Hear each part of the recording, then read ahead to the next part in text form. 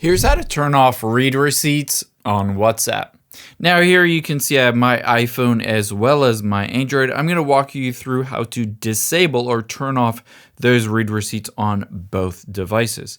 Now, first you can just tap on a conversation here and you'll be able to tell if you have read receipts turned on because right next to the message you can see those two check marks. If I press and hold on here, and tap on info, you'll be able to see the two check marks indicates that it's been read if they're in blue. So that means read receipts are turned on.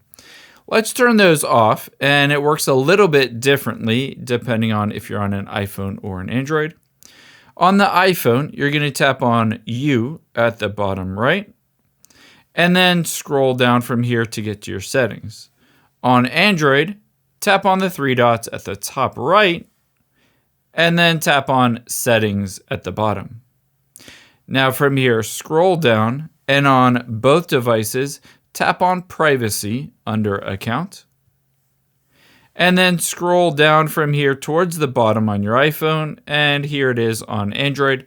Just toggle off read receipts, and it says if turned off, you won't send or receive read receipts. Read receipts are always sent for group chats. Unfortunately, you cannot disable them for group chats. I hope this helps. If you enjoyed this video, check out the video over to my right. I think you'll really like that one too, and thanks for watching.